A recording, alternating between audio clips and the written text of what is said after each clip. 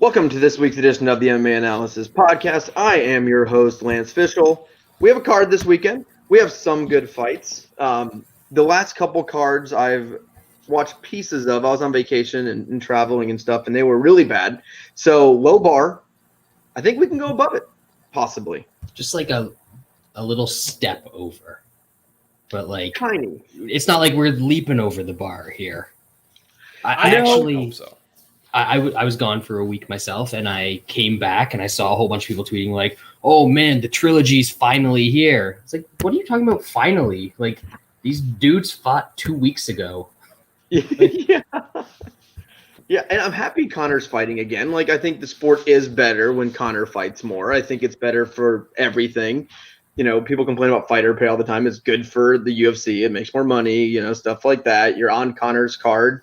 There's going to be more attendance. There's a lot of good stuff here. And Conor fights are, regardless of who he fights, it is a spectacle. Like, it's a spectacle when Conor fights. It brings out people who don't watch fighting. It's exciting. Like, you are, even though you might not be excited right now for Conor Dustin 3, because I don't like immediate trilogies like this. I think you got to let it bake a little bit, especially after a finish like that. But at the same time, once we get to Saturday, we're getting close to fight. Everyone's going to be excited for Conor, gonna want to watch Conor, and he's been kind of his old self a little bit. He's not being a nice guy. He's not doing a lot of media either. If you've noticed, he seems like he's in the zone. I think Conor knows if he loses this fight, I think a lot of the intrigue and all that comes with Conor kind of goes away. So I see this as a big fight for Conor, and I think Dustin might just lose on purpose so he doesn't have to share the cage with DuBronx. Can't blame him. He turned out to die, man. I mean, a Conor fight night is almost as good as a Jake Paul fight night. So almost. Well, it's funny. Dustin he said over and over again he's like, I'm not here for the belt. I'm here for the money, and I'm a prize fighter and I want to make money, which I agree with. But have you noticed he never said any of that before DuBronx won the belt? Dustin, you watch Dustin's interviews from the last 5 years. Every single interview, I'm coming for the gold. I'm coming for the strap. I want to be the champ. Not anymore. Now he's got side businesses. He's selling hot sauce. Yeah. And DuBronx is there. I saw a video of him in a Las Vegas casino with a mask on, hitting the slot machines pretty good, as any champ should. Absolutely. He's the king. He's the king of the favelas, so he can really do what he wants now. But penny slots because he needs to provide for his people. You can't blow all your money on slots. Yeah. Yes. Sean, how you doing? Good. Good. Just settling into the house a bit. Trying not to die from this heat wave that is basically hitting everyone. Is it actually hot there, or is it like Canada hot? I mean, it's hot. I mean, it was like we were in the high 30s. Well, what the hell is the conversion of high 30s? And I have someone that works for me in Liverpool, and we have this discussion every week, and I just break out the old converter. It was 100. It was 100 Fahrenheit. Shit. But we're also not set up for that. Like, my house doesn't have AC. Like, we have portable ACs because we get like 3 hot days a year, so we just kind of deal with it. That's so when hot, it's a little bit more than that, yeah, it's not great. But I got a basement; it stays really cool, so I'll survive. Well, I saw like last week. I think it was in Oregon. It was like really, really, really hot, and it got up to like 110, 112 degrees, which it's not used to in that area. Siding was melting off people's houses. It was so hot. It hasn't been like crazy hot here. It's been low 90s, which for us is normal. Decent. Yeah, I mean it's normal. Like if you live where I live without AC, you would die. Yeah. I mean, even like the southern part of our province, most of the houses have ACs, but we're way up north, so we get the minus 40 more than we get the plus 30. So, well, we have tropical storm season and hurricane season right now. So when I was in Hilton Head, there was like a tropical depression or whatever came through, and we didn't get hit too hard when we were there, just a bunch of rain. But yeah, that area gets just crushed around the Gulf and the Atlantic and stuff like that down south. So luckily away the filth. Hilton Head just rich people. It would just wash away like $100 bills. I'm talking about the filth that comes there to to vacation. They're actually all man-made storms. They just they're trying to clear them out. And I mean, they can't have it too nice for the vacationers, or they'd want to fucking move there. So they gotta. Oh, I'm definitely moving there. I've always said I'm moving to Hilton Head. As soon as I'm done, the kids are out, graduated, all that stuff. Yeah, I'm moving to Hilton Head. Nice. For sure. Why not? Best golf ever too. Hilton Head's some of the they have like 100 courses within like a minute of each other. They're all like the best course you'll ever play. So yeah. How about you, Brad? Where'd you go for vacation? Are they all the best course that you'll ever play? That seems, unless you do them in a very specific order, it seems like it's impossible. They all tie. They're all tied in. Fair. Well, Gotcha. There's some like super famous courses right around there. So there's Harbor Town, which is in Hilton Head. Have you ever watched the RBC Heritage Tournament? That's in Hilton Head with the big White House on the 18th green. And then Kiowa is like an hour from there. Recognize, yeah. Well, that's where Phil Mickelson just won the PGA, the Ocean course. I played there. It was a long time ago when I was a kid. Oh my God, it's just not even. It's not even enjoyable. It's so hard, but yeah. The cottage. I'm good. I was at the cottage for a week. Cottage. So love me some cottage. So I'm a little browner than I was before. What's the difference between a cottage and a cabin? Usually where you live. Yeah, pretty much. It's a cottage has running water, and we don't have air conditioner or anything, but there's like a wood stove and stuff in there, which I guess you would have in a cabin. But yeah, both those things. AC. Yeah. It's just on a lake. It's just Yeah. I'm gonna fly for the first time in a while next month. I haven't done that in a long time. Nice. Yeah, I'm going to Santa Monica. Ooh. Going up to Cali. Yeah, it's me and Helena's 10-year anniversary, so I cashed in some old points, and we're going to be staying at like the JW Marriott and on Santa Monica Pier, so that'll be fun.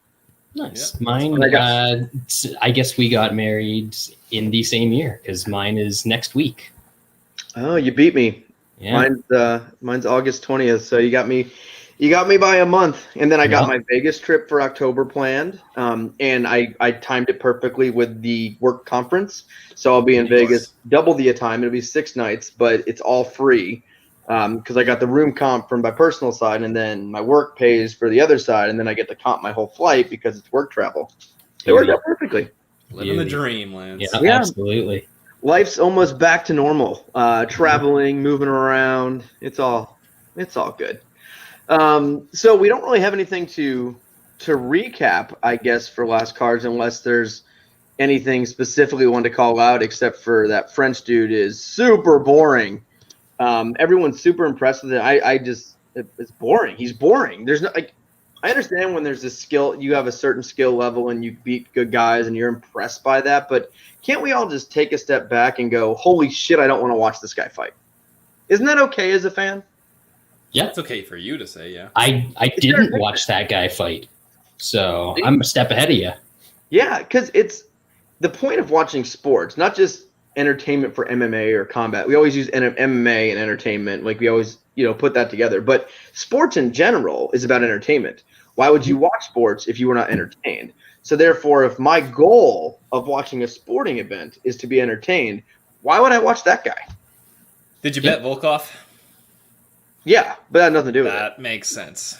But me more less than anyone cares about losing bets. Yes. I'm not saying that. I'm just saying I bet Gane. I didn't watch the fight. But weren't you bored? And I mean, yes, it was a very low event fight. As we've seen, he happens a lot in his fights, unless he's fighting old wash guys. I mean, he's going to get tested in this next one. I don't think he can make that one too boring. You can't be boring with the beast, man. I said it before. Do you remember our picks before the thing? I said, "Do Bronx champ, Black Beast champ." We're almost there, baby. Like doesn't count. I would say that French guys have a pretty good track record of being boring against the Black Beast. So, I wouldn't be too sure of that one, Lance. So bet Black Beast by decision? Is that what you're trying to say? Oh, Black Beast doesn't even know what a decision is. He doesn't know. He won one against a French dude. Against the champ. It's going to be a beating. He's going to. Derek Lewis is going to force it on him. He's not going to let him do the boring. Derek Lewis doesn't do boring unless you're a wrestler. Then he can lay on top of you. But still, and the top 5 rule is dead. Now it's just, are you alive? Yes. Derek Lewis knockout. When did that rule the go by the wayside? It was the Blades fight. Yes. When you guys gave me shit, and I was like, Black Beast is going to murder this man. It was your rule. I can break my own rule. I think that's as we've seen. I think that's fair. Was there anything else on this card that was Tanner Boser cheated? Maybe. Nah. I mean, Canada, big win. Big win. Sure. Yeah, you had to cheat to get it, but if you're not treating, you're not trying. Right. What else? Daniel Pineda is tougher than every other guy who gets poked in the eye. He wanted to fight so bad, he was literally just making up numbers to guess the fingers. That was tremendous. How many fingers? Dude. 2. Ugh, close. That was. I mean, you got a pretty good chance. I mean, it's like 1 in 5, and I mean, they're probably not going to give you the old big 5, so it's like 1 in 4. That's a pretty good. You got to guess. You got to go for it. Well, I mean, it was. We've seen recently all these guys who get eye pokes or nut shots when they're down, getting beat up. Like he was clearly getting crushed and taking every way out possible, making sure there's no chance they can fight. Pineda is bleeding, busted up, can't see, guessing numbers. Like that's what I want to see out of my dudes. Like I want to see that guy. What else? Everything else. Keep going. Yeah, just. I think that's it. Moicano used the jiu-jitsu. That was good. Mm-hmm. Yeah, he should do that more often. The Worley fight. That Jeremiah Wells. Bad luck. He was built in some kind of laboratory. There's some magma going on. That was one of the more impressive. Like I don't think Worley's like any kind of world beater or like top 10, but Worley's good. He's a good fighter. Like that was an impressive. He doesn't get finished like that. Short notice too, and after that was crazy. Like that was to me like that's a guy you want to see a little bit more. That was impressive. Did Worley beat him up a little bit in the first round too, or not at all? Really? No, he got smoked. Yeah. Oh. And then we're like, oh, okay, well, the guy's going to gas because he survived a round. And then he just flatlined Worley early in the second. Worley was picking it up a little bit in the last minute and a half of the first round. So I think because that guy was throwing absolute haze the whole fucking round. I thought Wells was going to take a nap on the stool from he threw everything in that first round, just like a maniac. And he was slowing down the last minute of the first round. So I was like, oh, everyone's kind of thinking like, all right, Worley's taking over. And then he just fucking obliterated him at the beginning of the second round. It was impressive. Like I definitely want to see that guy back soon. I'll fade him and lose money. Yeah, probably. What else? Justin James bet his entire purse on himself and then got absolutely dominated. Love to see it. By Charles. Yeah, love to see it. Ooh. That was that I saw people on Twitter like betting on him like if he's that confident, I'm that confident. Also, MMA fighters are stupid. If he's that stupid, I'm that stupid. Yeah, so that was something. That was good. Other than that, I don't know. Not good. No. The fight night, we were talking before the show, but the fight night cards really seem to be getting worse. They really do. Like we're looking at the Strickland fight. A couple weeks, it's Strickland versus Hall as the main event, which not a main event. Great fight, not a main event. There is not a single ranked fighter on the rest of the card. That's also not a great fight. It's a good fight. It's a good fight. Not a great fight. Like now you're falling into the trap that people fall into these days, where they're just like shit, something passable, and you're like, oh man, this is the greatest thing I've ever seen in my life. Terrible. Yeah. Just terrible. All right. Well, we can move on to this week's card, which is UFC 264. The first 5 fights are they're not great. Terrible. So we got to get through those. Not real good. But starting off in the early prelims, Alan Amedovski versus Yaozong. These guys are both extremely terrible at fighting. You, Sean? Yeah, I don't know. Like, both these guys are terrible. Both of them 0-2 in the UFC. Like, this is the definition of absolute filler. Could not tell you. The one guy hasn't fought since like 2018. Hasn't even had a scheduled fight since end of 2018. The other guy, at least, he was supposed to fight in 2020, but that didn't happen. I'll pick Amedovski, but I really don't care. And you can probably just skip this one and start watching a little bit later if you got some shit to do earlier in the night. Brad? I have never heard of either of these guys, but Chinese fighters in the UFC have been extremely terrible. So even if the other guy's bad, this Chinese guy's he's probably worse. And his picture on Tapology looks like it was taken in 1984. Like it's so old and out of focus. He looks like an old Japanese wrestler from the 1980s, even though he's Chinese. Probably don't bet on that guy.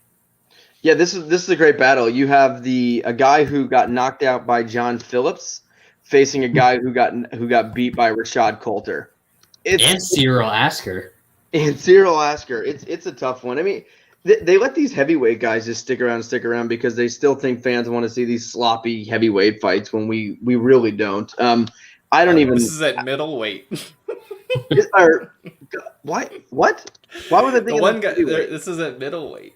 I thought it was at light heavyweight or heavyweight. No, middleweight. The Asian feller is dropping from light heavy to middle. Oh, is that when Coulter had dropped down to 205 for that fight? Yeah. Terrible. This other fella, he kind of looks like Marlon Moraes as well. Let me see. I don't know. Yeah, that is Marlon Moraes. Right? I think so. I mean, Marlon Moraes would beat the shit out of both of these dudes. I don't know. Not anymore. Even now, I think. Yeah. All right. Let's move on now to the flyweight division of Zhumagulov versus Jerome Rivera. Jerome Rivera getting another fight is that's something. I didn't see that coming. You, Sean? These two are combined 0-5 in the actual UFC.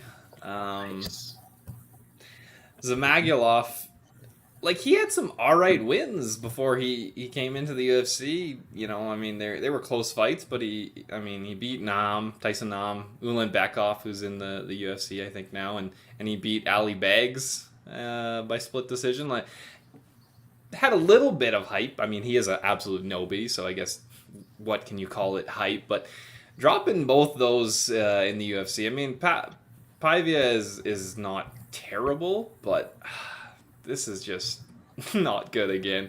Jerome Rivera is very, very bad. So I will obviously pick the guy that is minus 300, minus 350. I can't bet on that guy. Seems flaky. I don't know if it's just a little bit of a step up in competition and he's not as good as he was back in Russia. I don't know if he's off the gas or what it is, but no bet. But the pick is Zhumagulov. Right. Yeah, ZZ Bottom here is really scraping the bottom of the barrel, but Rivera probably shouldn't be in the UFC. Probably. He hasn't shown much of anything since he's been around, but the Russian makes all of his fights way closer than they should be, even when he's winning. So I don't trust him to get anybody out of there. I don't trust him to win convincingly. Definitely not betting him.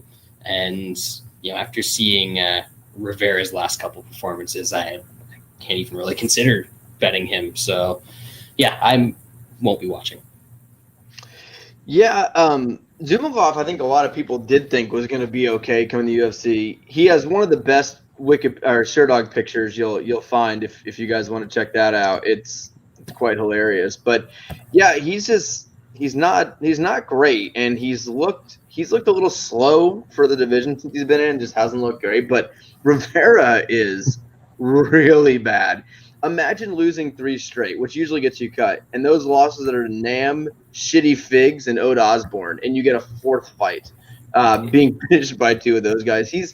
He has some okay jiu-jitsu, but he has to be in a perfect position. Like, he doesn't have wrestling, and most jiu-jitsu comes from the top, and he's just, when he's on bottom, he's just dead under there. Like, he's not very good. And there's always a chance he could pull something off with a sub here, but I think, more often than not, stays in the feet. And Rivera has some of the worst striking you can see. Not very good. So yeah, I'll take the funny picture shirt on guy, but not betting it.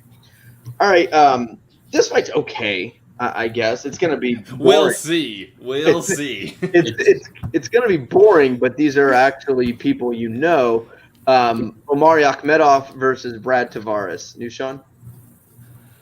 I faded both of these guys in their last fights, and obviously lost both those bets. So that was very smart on my part. I thought Shoeface was going to be able to get Tavares down. I was skeptical of Tavares' takedown defense because he hasn't really fought anybody that's a really high-level grappler, but he did well there. He only got taken down once in 12 tries by Shoeface. And then I guess I should have just known better. Breeze is just an absolute head case, and obviously, when you get absolutely wiped out by Omari Akhmedov, I think it's time to hang him up. When Omarion does win, it's usually a boring, slow fight, and he just got steamrolled there. In this fight, I think Tavares probably can stuff most of the takedowns, and I think he's a much better striker on the feet. I don't know if I'm going to bet him. It's a little juicy, minus 170 around there. Maybe if it comes down a little bit, I might bet it.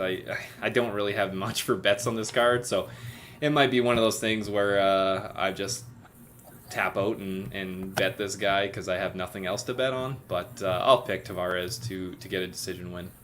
Brad? Yeah, I saw Tavares sort of dropping down. He got down to minus 155, and I was thinking about it, and now it seems to be moving back the other way. But I think it's possible that maybe he gets taken down once or twice in the first round or controlled up against the cage a little bit, something like that. But Omarion's not getting him out of there, and we've seen what happens to that dude after the first round. I mean, he almost got finished by the corpse of title run Chris Weidman in the third round of their fight. If Weidman had any sort of gas at all, he easily could have finished an arm triangle against this guy. He got finished multiple times in the third round earlier in his career. So I might end up sprinkling a little bit on Tavares round 3, even though I don't know if he's ever finished anybody. But Omarion has a way of gassing horribly and just being on the verge of extinction come that third round. Yeah, I understand why everyone likes Tavares in this. It's just hard for me to trust Brad Tavares at this point. I mean, I know he beat Shoeface, who's obviously terrible. Even with the juice, he's not looking too good. And he's the one who got demolished in the. Was it him or Moutinho just got crushed? Moutinho. Was it Moutinho? Yeah, that was great. That was funny to watch. But yeah, I don't know. I've never been a big Brad Tavares guy anyway. I know he had that decent run. Everyone's a little bit high on him, but I've never been a big Brad Tavares guy. I just don't. It's a guy that has no finishing skills. It's really hard to trust laying that kind of number. You have to hope that he can outgrind. And Akhmedov is a decent grinder, and Tavares is okay takedown defense, but I'm just not confident he can 100% keep this in the feet, which I think on the feet, I think Tavares can win this fight for sure. I just don't know how much time he's going to be spending defending takedowns, being pushed against the cage, being dragged down. And I know that third round, that's probably going to be Tavares, but Tavares isn't going to finish the gassed out fighter probably anyway. So you have to hope he gets the second round and how quick Akhmedov, gasses out. So I'm not willing to lay minus 170 on that. If this was more of a pick'em, I would probably look at betting Brad Tavares, but at this line, it's going to be a pass. All right, barn burner here. We have two people that are coming off title fights not too long ago on the preliminary portion of a really shitty preliminary card. So early prelims. Early prelims. Like, this is, I love that Jessica I is on the the undercard, the prelims. Jennifer Maia versus Jessica Ai. I mean, I don't think anyone really gives a shit. No, it's a perfect example of the straw or the flyweight women's division. You go from fighting Shevchenko to being on the early prelim card and nobody giving a fuck about you. Maia probably wins. I really don't care. It's going to be a very boring, terrible fight. The decision prop is probably minus 1,000. Close to it, minus 300. That's probably what it should be. I'll pick Maia. Don't care. Here we go, Evil. Big fight. Damn Come right. Brad? One Do win you away. think Jessica Ai is going to make more money in her fight purse or more money in her OnlyFans subscription this month? Imagine if that was like 99 cents. You're not taking it. Like that was a weird one. You weren't taking it. There's a bunch of people that are why part of this fan base that would. If you go, can you see like how many subscribers somebody has? I don't think so. I think it shows on Patreon, but I don't think it shows. Maybe I don't know. I'm checking it out right now. If I was to subscribe to an OnlyFans, it definitely wouldn't be this one, which I wouldn't. I don't get the whole thing, but you know. Apparently, you have to sign up for an account to even get to the website. So get in there, Brad. Take one for the team. No, not doing that. Valturdo thinks you're super handsome, though. I mean, he's right. Yeah. Duh. I don't know what to tell you. Are you betting this fight, Brad? Fuck no. What's the line? I didn't even look. Maya's like minus 200? Minus 180. It's a horrible fight. Yeah, I got nothing here. The early prelims, pretty bad. Pretty bad. All right, let's go to middleweight division. Dricius Duplessis versus Trevin Giles. Yeah. You, Sean?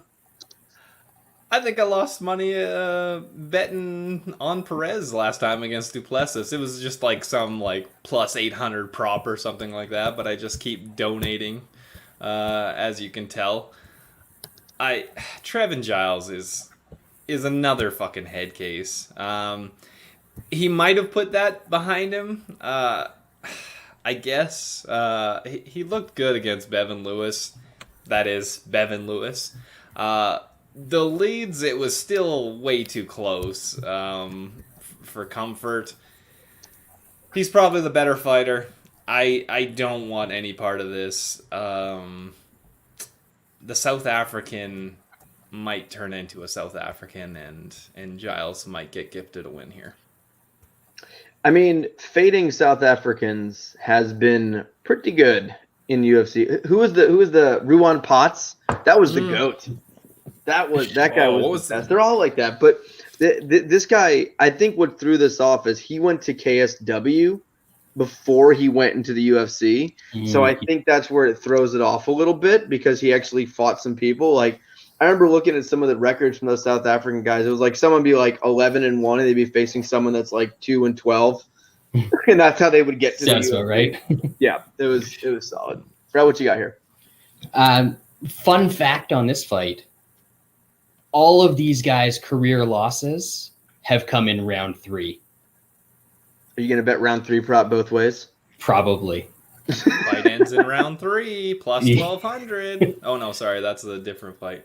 What is it in this one? Find it, Sean. It is plus 1,000. Cool. Both guys round 3 plus 1,000. Interesting. Might have to do that. I don't have a ton of thoughts on this one. Duplessis is not good. I think that was kind of a fluky win. It was a weird, it says it was a left hook, but I remember it being like a weird uppercut that he threw, and Perez kind of went for a spinning elbow or something and kind of got clipped in the back of the head. It was very strange because Perez is usually super durable too. And then Giles is good, but he's kind of consistently not good. Like he'll just keep doing things throughout the fight. And then if he's facing somebody that has some submissions, he'll get subbed in the third round. But I don't think that's Duplessis. So I lean a little bit towards Giles, but I'm not confident in either of these guys. Yeah, similar. Neither guy very good. I think Giles is a little bit better. He's a hard guy to trust. I think he still works. He's a cop. Yeah, he still works as a cop full time, I believe. Yeah. That seems like a pretty stressful, tough job to do on the side of it. Only in MMA, right? Like I've made it to the peak of my athletic career. I'm in the professionals, the top one, and I have to work a full-time job getting shot at in Texas. Everyone's got guns. Yeah, it's tough. Being a black police officer in Texas, he just gets it from both. He just gets it from both sides. It can't be good. But Giles is okay. The fight against Roman, I thought he fought decently well, but he's another guy that he does stupid stuff. He makes the fights sometimes closer than they should be. I do think he's a better overall fighter, but I could also see him eating something, getting put out, doing something stupid, and like there's ways he can lose this fight, and I think there's just better spots on this card. So I'll pick Giles, but I'm going to pass. If it gets to plus money and goes up a little bit, I might take a look, but just not something I'm that interested in. All right, now we got some fights over the next few. We've gotten through it. It's gotten a little bit better. Featherweight division, the return of the anti-Semitic man Ryan Hall versus Topuria. And if you aren't aware, Ryan Hall said if the ghost of Hitler shows up, we'd be best to apologize or forgive him and accept his apology. And there were some good he did some good things, this Hitler man. I don't know much about him, but no, he did some good things. Nushan, is he going to eat his words? We can hope so. We can always hope.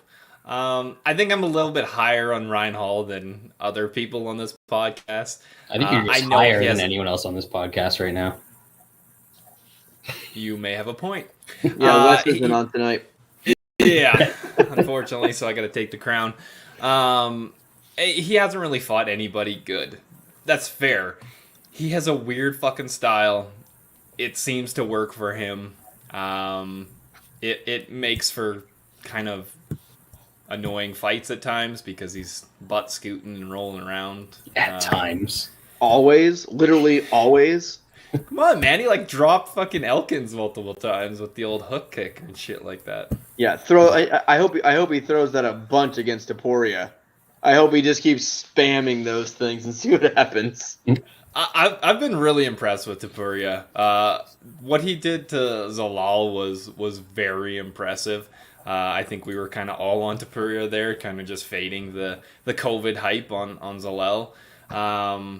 But the guy looks good, man. He's a black belt in jiu-jitsu, works the body well, has good takedowns. Like, he's kind of the complete package. I do kind of worry. He has been saying that he'll be fine if it ends up in 50-50 position.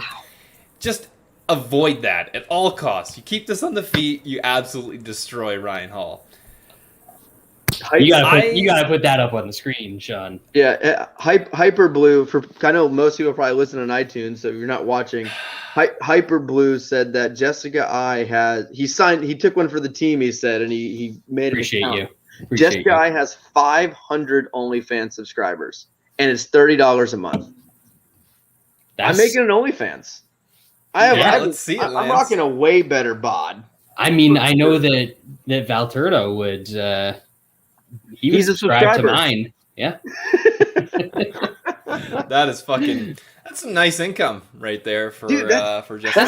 That's $15,000. That's gotta be like pretty close to her fight purse. Fighting. Oh, she in a year she makes much more. OnlyFans. If she has 500, how many does Paige Van Zandt have? Ooh, we're talking Hyper Blue. Get in there. Get on the case. Yeah. But I believe Paige doesn't do nudes, which I assume Jessica I has absolutely no shame. She's got it. That's the only way she can get 500. Yeah, there's got to be some weird things going on that OnlyFans. Yeah. Why doesn't someone go ahead and subscribe? Jessica Brown Eye, from what I hear. Okay, I don't want to play this game anymore.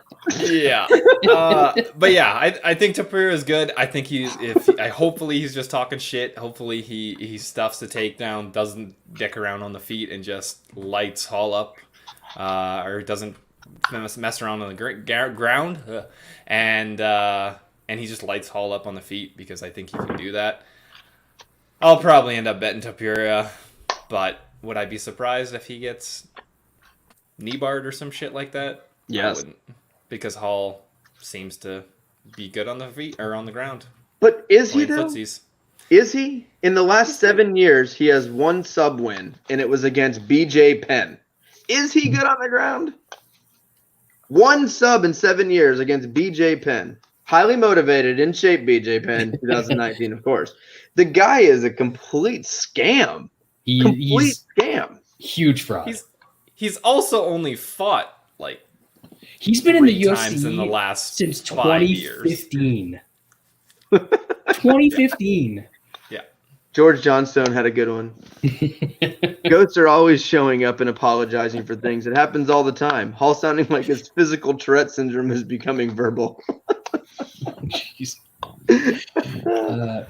Yeah, Ryan so Ryan Hall's career has been losing to a British wrestler on The Ultimate Fighter, beating Artem Lobov, Big win. and then fighting a bunch of decrepit old men. Yeah, literally. Average age of the guys on this 4-fight winning streak in the UFC, it's got to be like 36. Yeah, and like I kind of always hate the Georgian fighters because they've got this weird hype where it's like, oh man, he's from Georgia. And maybe it's just a thing I have about people from Georgia. I don't know. I'm from Georgia, kind of. Yeah, I know. Do you remember that podcast Georgia? like 10 years ago when I argued that the state of Georgia had better wrestling than the country? Yes. Good times. Still Who's true. from Georgia? Huh? What? Who's from Georgia? Topuria, Dolidze, the fucking No, Georgian. from Spain. No, he's not. Yeah, I thought he was from Spain. Are you No, sure, he's Brad? not. He's from Georgia, believe Is he me. a transplant? Maybe I a thought he was transplant to Spain, He was but born in Germany. he watched the Georgian fans this week. They'll tell you all about it. The Dolidze, the snooze machine, like Oh, he all is of the Georgian. yeah. He's repping half the flag of Spain, half the flag of Georgia. But Not he's down not for like that. a Georgian. He's not the snooze machine. No, that no, guy no. actually is fun. Yes. You got to pick a place though. You can't have this dual flag thing. You got to pick one. Yeah. What if they're playing each other in like a game or something, a soccer match? Like, oh, I'm half English, half a Dane. Who do I root for? Can't do that. You got to pick a country. Obviously Denmark. That's who you would root for in that case. Nobody likes England. England won. No, it's over. I still believe the state of Georgia has better wrestling than the country of Georgia. Maybe. I don't know. I mean, the snooze machine had to go to New Jersey or whatever before he became a good wrestler. So you're probably right. Yeah, but Hall, I hate watching him. And this is the first time that he's fought somebody that has like any sort of physical tools. And not only does the top urinal have physical tools, but he's actually pretty good everywhere as well. So I hope he just bodies Hall, maybe sends him to the netherworld so he can chat with Hitler's ghost, really catch up. They can have a tete-a-tete, as it were. But yeah, I will never cheer for Ryan Hall. I will never bet Ryan Hall. I'll probably throw Topuria in a parlay here. Yeah, I love Topuria. He's my most confident, not just because of my deep hatred from Ryan Hall. Ryan Hall is now a 36-year-old guy who never hit his athletic prime because he's not an athlete. He's this little, like, this is one of those fights just like, use your eyeballs. Topuria is this young, he's got jacked muscles. dude. He's muscular. He's really good on the ground. his hands and his body work have looked great in the UFC versus a guy that looks like he's less athletic than the other World of Warcraft players. Like, that's kind of like Ryan Hall there. And now he's older, and he's like, how much is that guy really trained fighting? He's probably doing his like lame geese shit or whatever and rolling around on the ground. But let's be real. This fight is going to go exactly how it should go when you just look at these two dudes side by side. Topuria is too smart. He's too good in the ground to get caught in one of those like BJ Penn 2019 submissions. That's not going to happen. And Ryan Hall, more than just like, he doesn't really go for takedowns. He tries to like pull guard and dive for the legs and stuff like that. But if you watch Ryan Hall's fights, what he does 95% of the time is literally run away from his opponent. Like, go back and watch his fights. Most of the time, he's literally running away from his opponent. Yes, he threw some kicks at Darren Elkins. Like, Darren Elkins is this amazing kickboxer. He beat Darren Elkins and BJ Penn and Gray Maynard. And the Gray Maynard fought. I thought Maynard won that fight. Hall did absolutely nothing. Topuria got knocked down like 20 times in that fight. Every time Maynard threw a punch, Hall got knocked down. He fell down, yeah. He pulled a pull guard. And Topuria, I think, is going to do a pretty good job with his boxing and with his footwork too. He's good at cutting off the cage, and he has really, really good body work. So I picture this as Ryan Hall doing his normal. He'll flop on the ground a bunch, but I think he backs up a lot, and I think Topuria is going to do a good job cutting off the cage, working the body as he's cutting the cage off, and I think Hall's just going to be an absolute punching bag. I don't know if he 100% gets a finish because I don't think Topuria is going to follow him to the ground and put himself in unnecessary danger unless he just lands an absolute bomb, which he's capable of. We saw in the Jackson fight. I mean, he's got big power. This guy seems legit. Like, he seems like he is a very, very good fighter. He's young. He seems to be getting better. And this is an easy one. Hopefully this is the last we have to see Ryan Hall. I don't want to wait another 2.5 years and see him at 38, 39. No one gives a shit about him. He can go away. I definitely want to see him fight somebody at 38 or 39. Like another 24-year-old monster. That would be great. I would love it. Maybe the next young hotness from Israel. Yeah? No? Chad Mendes is coming back. Ooh. Is he gassed up? He's tired. He's eating a lot of like deer meat and elk and stuff like that. So he's good. Horse meat? But I love Poirier. I'm gonna have him in a parlay with someone in the rest on the coming up soon. All right, welterweight division, fucking great fight. Nico Price, Michael Pereira, Nushan.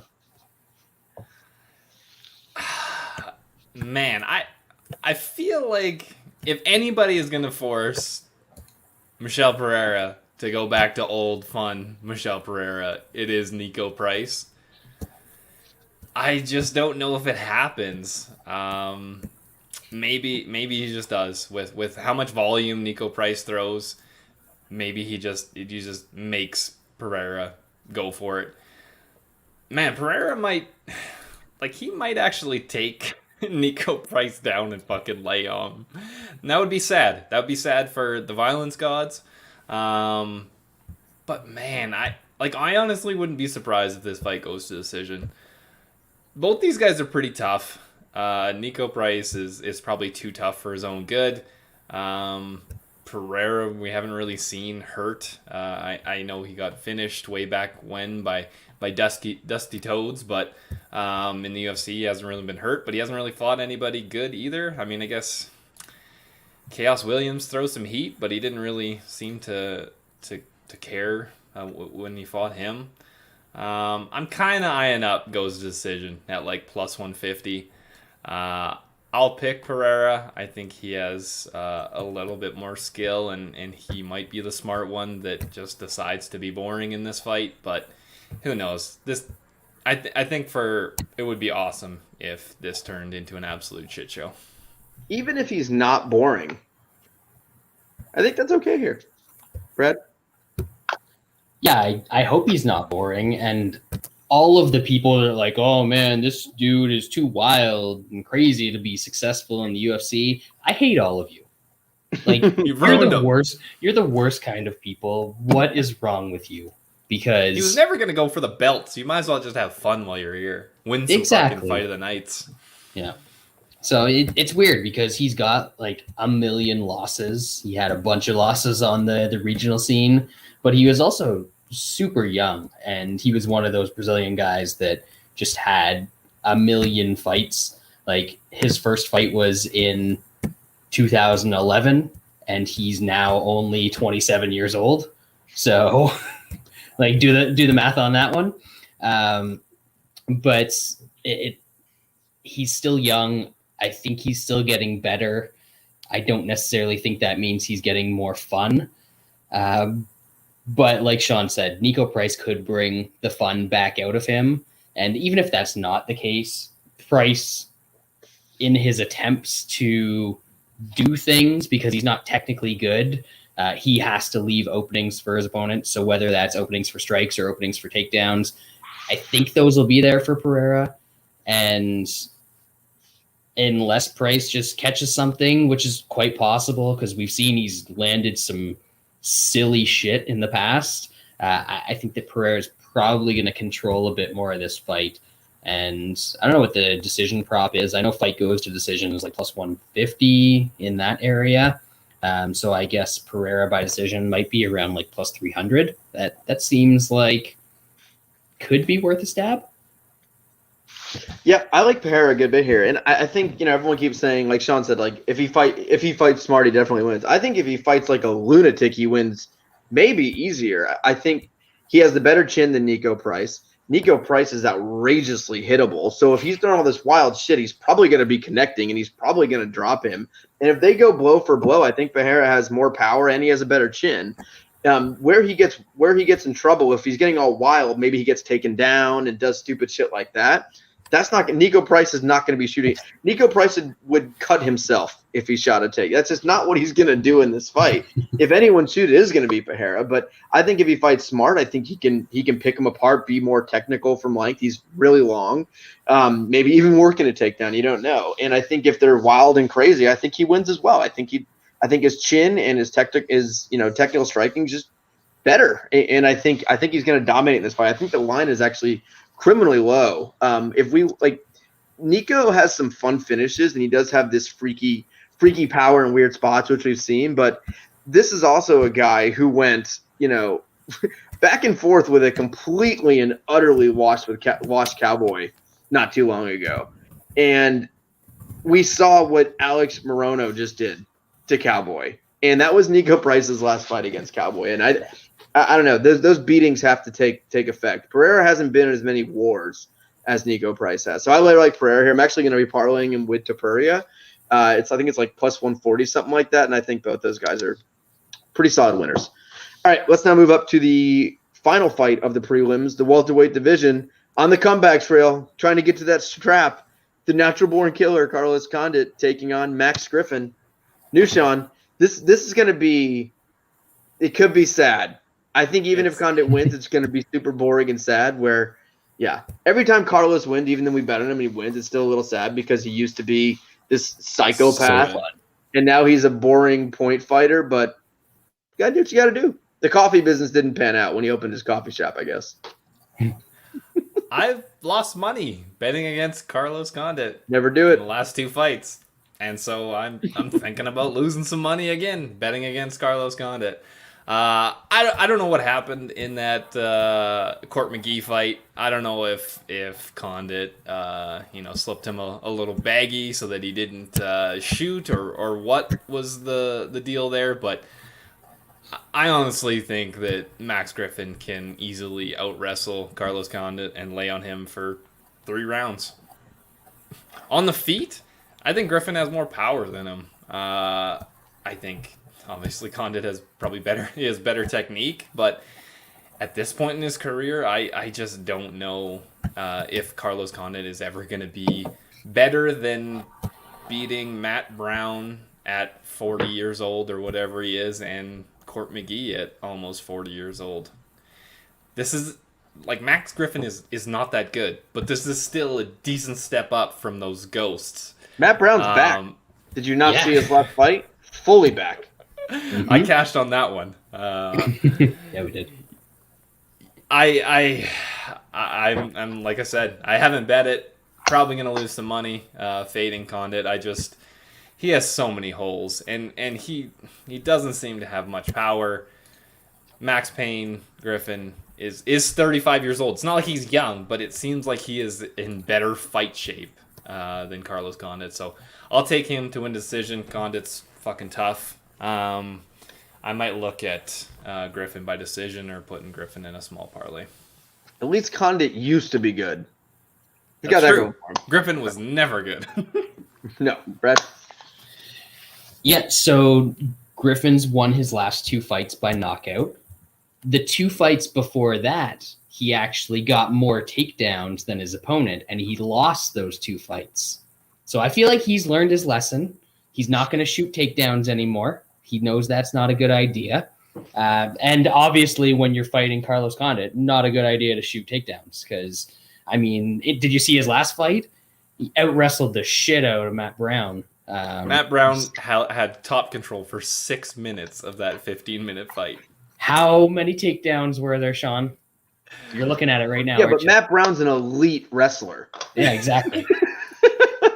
And Condit had 2, Matt Brown had 1. Yeah, and Condit reversed him, didn't he? Maybe Condit's going to win this by lay and pray. I hope so. That's what I want. me. 15 minutes. Condit on top is laying there.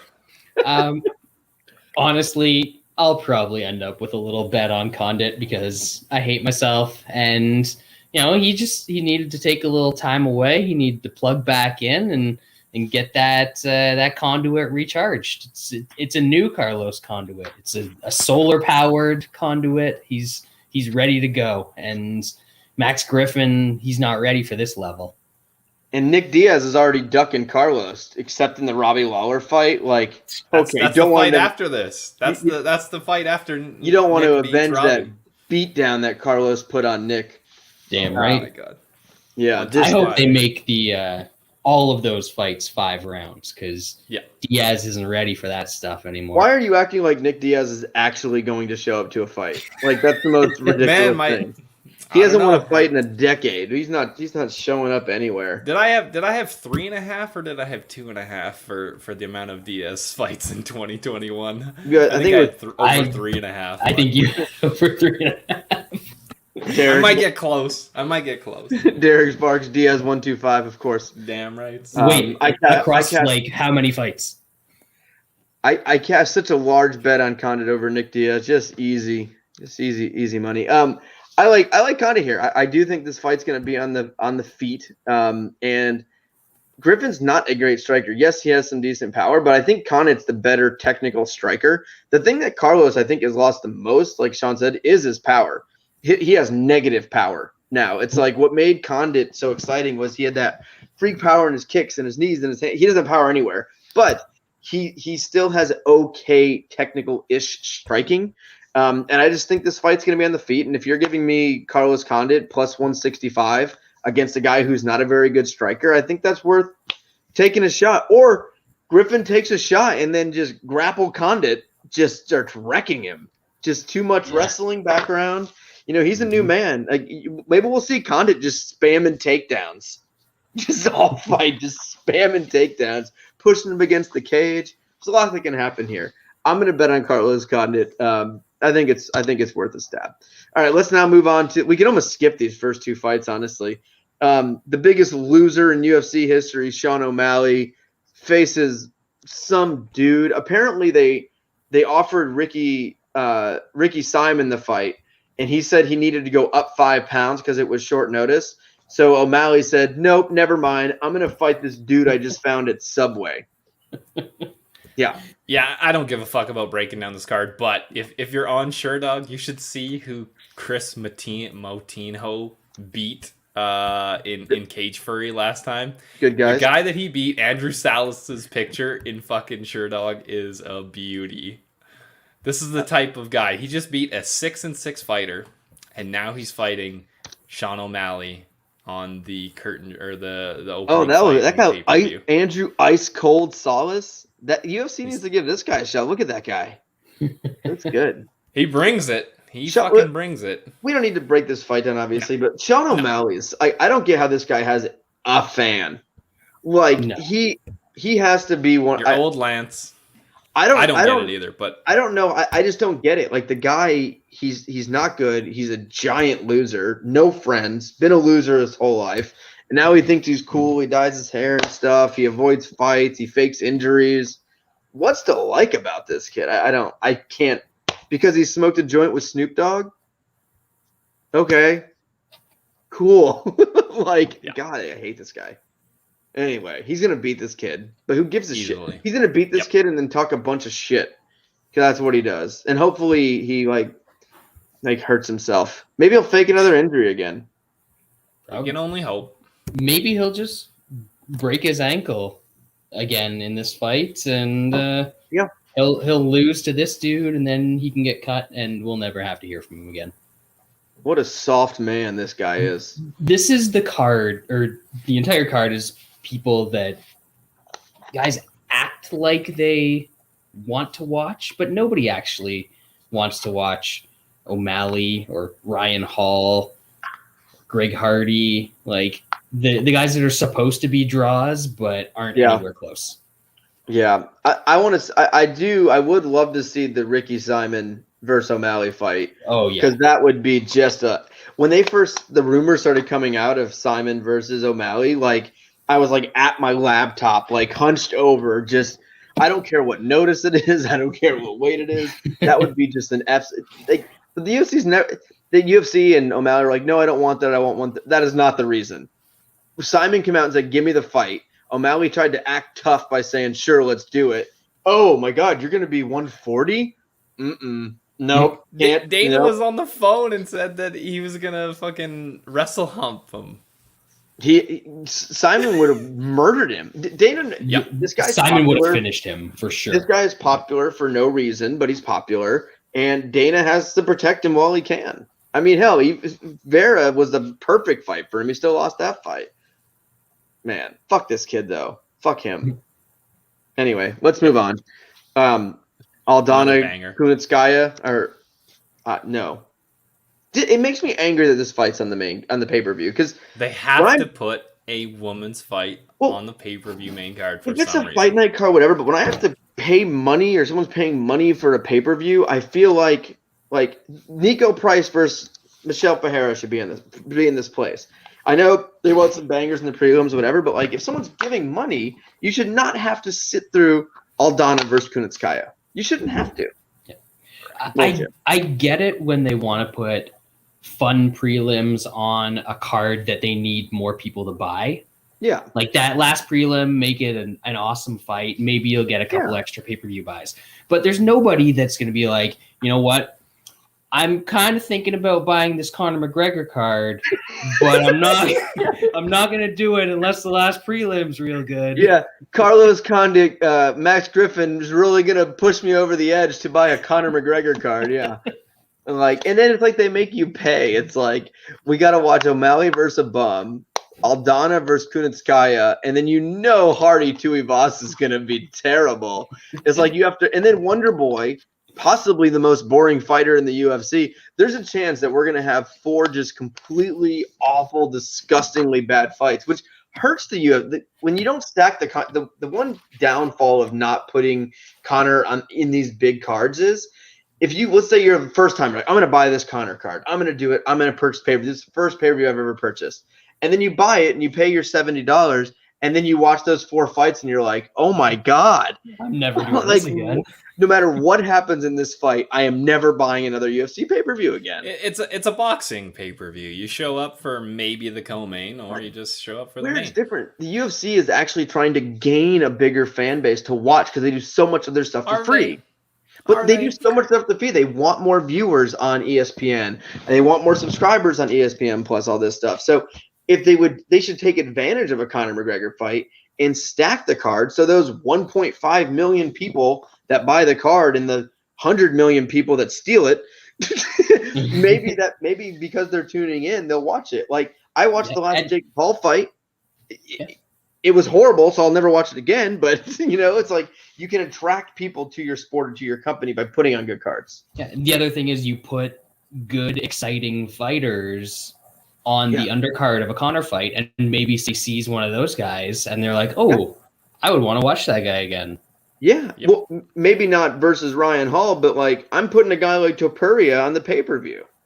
He's a young, exciting fighter. If he fucking body bags some dude, you're gonna remember that, you know. But you're gonna remember Kunitskaya versus Aldana point fighting for 15 minutes, or Greg Hardy like being like, maybe beating Tuivasa, but almost hyperventilating and blacking out in the third round. Like, are we gonna remember? Are we gonna remember that? Like, the sad part is why they put Sean O'Malley versus Bum. Sean O'Malley's probably gonna have some highlight reel knockout over this kid, and everyone's gonna be like, "This guy's the real deal." Like, it's smart of the UFC from business wise putting O'Malley versus a Bum to open the card. Yep. But fuck, Kunitskaya. Anyway, Well, are we skipping? That was enough of that. Yeah, breakdown. okay. Let's go. What's the goes the distance in this one? Minus 400? It is minus 275. 250. That's a bargain. All right, heavyweight worth division. Tai Tuivasa versus Greg Hardy. All right, new Sean. Tai Tuivasa has attempted 2 takedowns in his 8-fight UFC career. They were both in his first fight against Rashad Coulter, allegedly. After that, he has not shot a takedown. So this is going to be on the feet. I think Greg Hardy has a decent chance in this fight if it's going to stay on the feet. He's an absolute fish out of water on the ground, so if this hits the ground, Tuivasa could just finish him on the ground. Not really surprising there. I just don't expect it to end up on the ground. On the feet, it's a fairly close fight. Hardy actually has decent technique for a heavyweight on the feet. It might end up being a point fighting fight. Maybe look at Hardy by decision at like plus 250 or 275, whatever the fuck it is. But I'm probably going to have a small bet on Greg Hardy. I just think this fight is made for him. There's little to no chance of it ending up on the feet or ending up on the ground. This is his best chance against a shitty heavyweight. So he needs to perform, and I think he can win a fight on the feet against this shitty heavyweight. Brad? Yeah, I was looking at this fight and I was thinking to myself,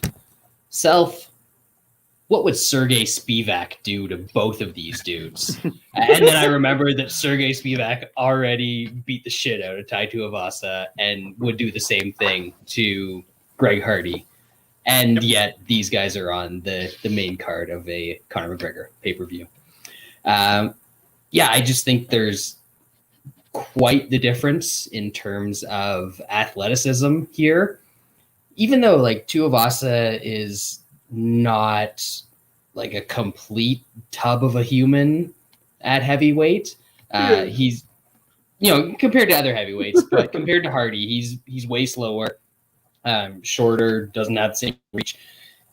I don't think that Hardy is bad at taking a punch. So even if Tuivasa lands on him early, I think Hardy can take that. And this fight kind of comes down to who can sustain better once it gets out of the first round.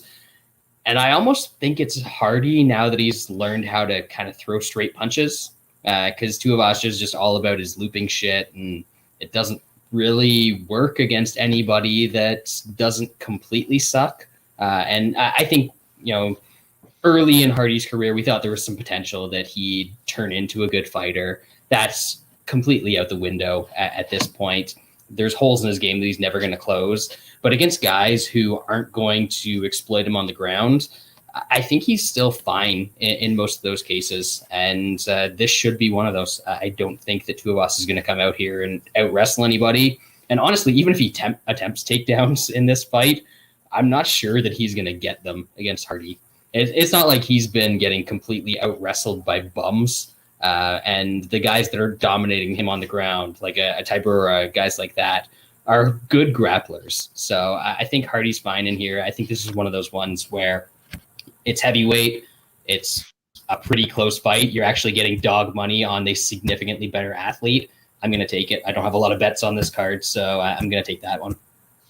Yeah, I like Hardy a good bit here, actually. I think we saw the quit job against Tybura. That was like that was the final straw to me on is the Greg Hardy could he even get to a top 5 status? I think that was answered pretty clearly there. Not just because of his lack of wrestling, it was the lack of just everything that came with that takedown. Like, he had no idea what was happening, and his immediate response was like, I really need to get out of this cage.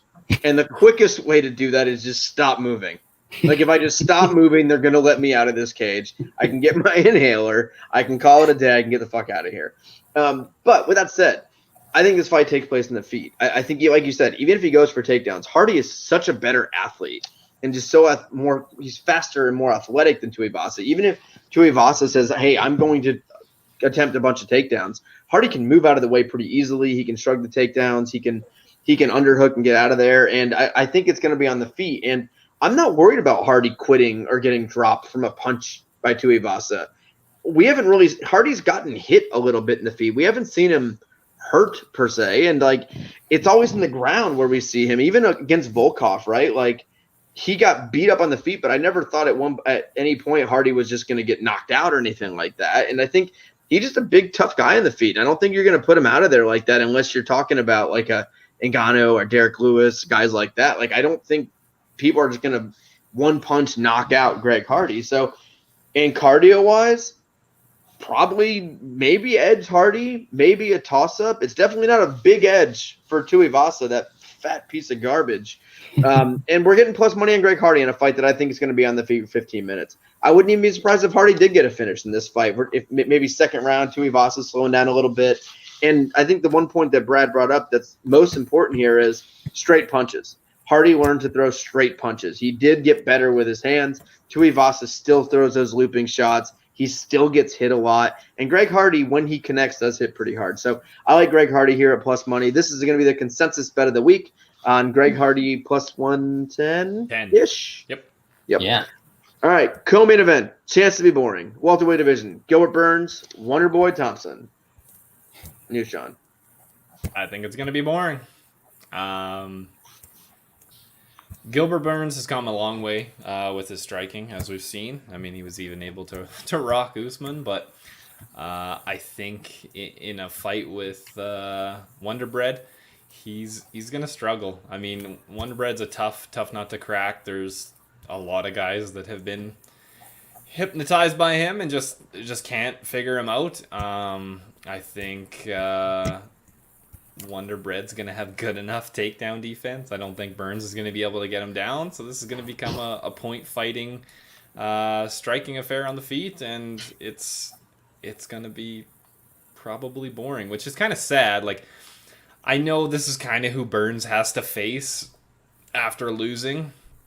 I mean, I guess they could have put him against Covington or something like that, but it's kind of tough because Gilbert Burns is a fun fighter. I just think this is going to suck the absolute fun out of his game. I haven't bet Wonderboy, but I probably will. I think he's going to win a fairly wide, boring, striking decision. Brad. Yeah, I don't want to agree with Sean on this one. So I will say that if Burns comes out in the same way that he did against Usman, there's definitely a shot there. But I think outside of those first couple minutes, he is not going to be able to win minutes or rounds against Wonderbread. It's going to be bland. It's going to be stale. Just like what you would expect from a loaf of bread that has to be fortified with extra vitamin C or whatever the fuck they put in there. I know Lance probably feeds it to his kids. White bread's great. Enriched flour white bread. Oh yeah. Maybe if Wonderbread enriched himself with some horse meat or something good, then he'd be a little bit more fun. But he is who he is at this point. We saw him against another young, dangerous guy last time out, and he was just able to use his movement and cage craft and make that non-competitive. And I think outside of the first couple minutes when Burns will be dangerous, either in terms of landing something or if he just goes all out for a takedown early on, Obviously, that's a huge advantage for him if he can get this to the ground. But outside of those first couple minutes, I think it's going to be kind of what you would expect a Wonder Bread fight to be. Yeah, why is it not going to be that way, Lance? I hope it's not. Burns is not Neal. Burns is not absolutely Neal. And I think people are making that comparison of like, oh, look what he did versus Neal. He stymied his offense. Look what he did against Luque. He stymied his offense, which I do agree on. Neal was Neal in that fight either. He wasn't. He's not. He hasn't been the same with that staph infection. But Burns is way more of an animal than a Jeff Neal. And I don't know. Maybe Luque was just mesmerized by Wonder Boy a little bit. Maybe I don't know what it was. Like I was shocked by that Luque performance.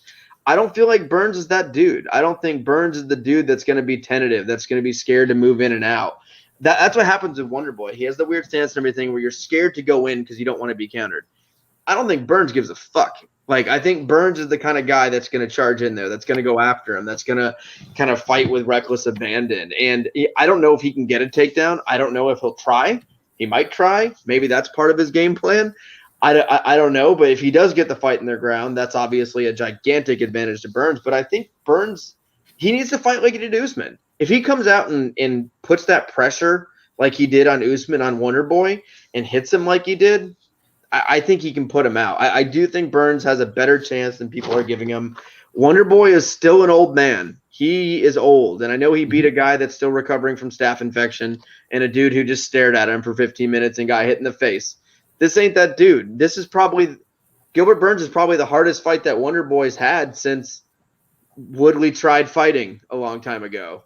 But I like 30 Burns seconds here. at a time. Yeah, I don't love Burns here, but I like Burns enough to bet him at plus money. I don't think Burns is done. I don't think Burns is the guy that's going to just fade away. I think Burns gets it done here. I think he connects with Wonder Boy. I don't know if he gets a finish, but we'll see.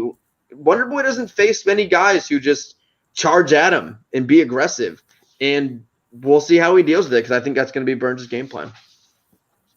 All right, let's now move on to the main event of the evening as we have in the lightweight division, Dustin Poirier taking on Conor McGregor, and the winner of this fight will get murdered on live television. Nushan? Hell yeah.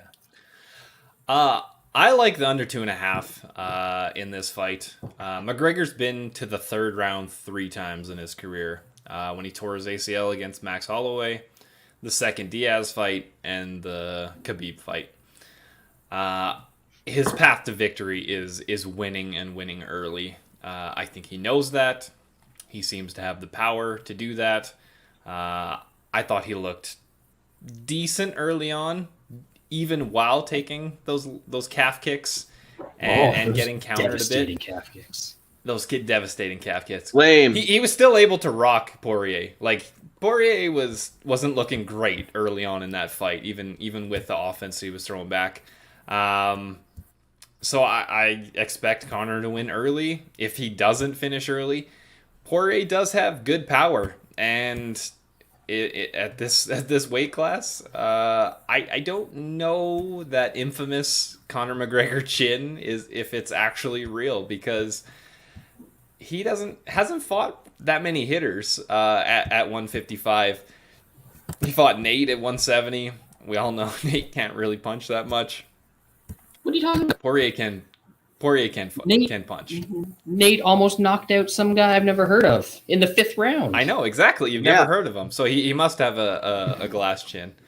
Yeah. Nate's a big time win. He has 1 win in the last 5 years. That's a big dub. That's like big dub. Infinity more than his brother. But yeah, I got Conor winning early or Poirier to knock him out in late in the second or maybe early in the third. I'm more inclined that Conor gets him here. I know there is a bunch of stats, of course, that are mostly bullshit in MMA, but usually if you win the second fight in a trilogy, you win the third. I don't know. Conor seems to have his shit somewhat together this time. I think he knows he can't just kind of walk through Poirier and get it done. It's kind of do or die for Conor. Dustin, it is what it is. I think Conor wins, but I'm happier betting the under than I am with relying on Conor to have his shit together. Brad? Sean, you should be careful about what you're saying about if a guy wins the second fight in a trilogy, he wins the third, because that means when Conor and your boy face each other again, that he's done for. It'll be a robbery though, so Diaz will actually like win in everybody else's minds, right? Gotcha. And that's all that really matters in a Diaz fight. Yeah, maybe he'll get his ass beat for 4 rounds and then do something in the 5th round, and it'll be a moral victory, right? That's all you need. That's all you need in a Diaz fight. But yeah, this is the first time since 2016 that Conor has fought more than 2 times, or more than 1 time in a year. So in 2016, his first fight was losing to Nate Diaz, and then he beat Nate Diaz, and then he beat Eddie Alvarez. And the previous fight with Poirier was the first time in like 3 years that he had actually fought a good fighter. So there's a lot of layoff. There's a lot of fighting bad guys. There's a lot of boxing. There's a lot of weird shit going on with Conor. And despite all of that, I still thought he won the first round against Dustin. And honestly, I thought he looked pretty good in that fight. I don't think that, the calf kicks were the excuse. They were the hot topic coming out of that fight. But Poirier caught him with a shot. He rocked him. He followed up extremely well, as Dustin Poirier does, and he finished him. I think it's just as likely this time around one of the shots that McGregor lands, or even more likely one of those shots hurts Poirier and he's able to follow up and put him away. And I think McGregor's probably taking this one a little bit more serious than he took the first one. I think he knows that there is something more at stake here in terms of his career. And honestly, I just think he's going to be better prepared, not in terms of tactics and all that bullshit that people want to say, but just to be in the cage against a high-level fighter. Because it was a long time since that happened, heading into that second Poirier fight. And honestly, I think he just probably lands something big pretty early on and gets Poirier out of there. I know that Poirier's been pretty durable since moving up to 155, but I think Conor can probably crack that chin again. Even if he doesn't, I guess Poirier will probably overwhelm him in later rounds with volume, which is kind of what we were saying was the path in the first fight, or the January fight, the rematch. So, I'm getting the guy who I thought was going to win the second fight at a little bit of plus money in this fight, and I don't think there's a lot that's changed here. I thought Poirier had a chance there. I think Poirier has a chance here, but you're going to give me McGregor at plus 115 in this fight, and I think he's got a good shot to knock Poirier out. So I'm going to take that. Yeah, I like Conor here. I think Brad made some good points. That was one, the first real fight Conor had been in. 2, I think he just really overlooked Poirier. I thought he could come in. Conor's confidence is never what's going to hurt Conor. And I think Conor thought he was going to walk into that cage and do exactly what he did the first time against Poirier. And I think that's how he trained and how he did everything. And now you see Conor was embarrassed, I think, by that loss. I think that was one of the first times, maybe even the Diaz loss, the first one, I don't think Conor was embarrassed. I think he got beat. And Khabib, he was facing an elite fighter. I feel like Conor was embarrassed by the loss to Dustin Poirier early this year. And I think he hasn't been doing as much media. He hasn't been doing a million interviews and doing all that. He's been fucking around on social media at night. But, he seems like he's, not to agree with Dana, but he's more focused. And I don't think it's about because he wants to get the belt. I think Conor's embarrassed, and he's not a guy that wants to be embarrassed. And I think when we match these guys up, Conor, I thought Conor easily won, that first round. I thought he was doing what he wanted. And I don't know if it was gassed out. I don't know what it was. I think it was just a guy who hasn't been in a high-level fight in a long time, because I don't think we can really count that Cowboy one. It was super, super quick. It didn't really matter. It was fucking Cowboy, like washed Cowboy, and I think that was a big fight for Conor against Poirier, and I don't think he took it seriously. So I really like Conor here. I think he's going to put on him early. I think Conor also knows no matter what, he's never going to be the guy that's going to be super, super probably fresh in that fourth round, where Poirier probably is. I think Conor's going to want to get him out there early. I agree with Sean's play of, the under 2.5. I see that playing. I just feel like this time Conor's going to go in and get it. And I really like Conor at plus money in this fight. And then if he's smart, he'll get arrested again. Because Conor versus DuBronx, just jail seems like a much better time. So that's going to be Munich this week. So Munich for Ryan Hall. I accept your apology, Ghost Hitler. Thank you, Ryan McGregor Hall. TKO at dimes is plus I have a Plus 175. 175. Yeah, that's That's I've not been bad. looking at that. That is well. I know. I haven't looked at it yet. I saw there's all these for Conor fights. Like every site will have a boost, like DraftKings and FanDuel and William Hill. So it's like if you combine all the boosts, if they each have like a $50 boost limit, you can just combine all the boosts and get Conor like plus 150 or something like that. So I still got to look at all that stuff. William Hill gave me like a $250 free play yesterday. So I gotta use that too. I love these onshore sites. They just literally they just give you lots of Free cash. money. So Yeah. I don't know if this is like a misprint or not. I need to log into Bet Online. But on Best Fight Odds, Reference Sportsbook, which is Bet Online, for those of you who aren't aware, has McGregor round 1 TKO at plus 450, which is Is that bad? stupid. That's pretty dumb. Yeah. What is it on other sites? I don't know, Plus but 300. like McGregor round, it's plus 250, plus 330, kind of all over the 300, place. 375 around there. that seems high. Yeah. Because that's his most likely path to win. Yeah. Yeah, I think if you're gonna bet Conor, you gotta bet him straight, sprinkle TKO round 1. I think you gotta have all of that because you don't usually see that big of numbers for Conor McGregor, and that is usually his path to victory, like you said. Yep. Well, that'll do it. This is maybe one of our shorter shows, which is nice. We had 3-man booth today. Not as much on the recap, but I do hope everyone enjoys the fights this weekend. It's nice to have these big fights every once in a while with these big pay-per-views where everyone's talking about the fight. I know over the next few days, ESPN's going to obviously have tons of coverage. Everyone's going to be talking about it, and hopefully the main card, the pay-per-view, doesn't have a lot of boring fights.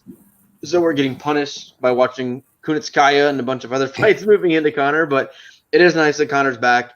It will be interesting to see when the DuBronx title fight would happen, just because DuBronx is not a guy that wants to sit out for the rest of the year. He's already been sitting out now for 3 months, whenever it was, or two and a half months. So We'll see. I'm assuming he's definitely going to defend by the end of the year. So we'll see how quick Poirier or Conor are going to be ready. And then maybe they haven't mentioned Gaethje, because maybe if Conor wins, is Conor going to want to fight this year? So maybe it is DuBronx Gaethje before we do the Poirier Conor winner. So interesting times at 155. Bow down to the master, the king, DuBronx. Everyone enjoy the fights, and we'll see you next week.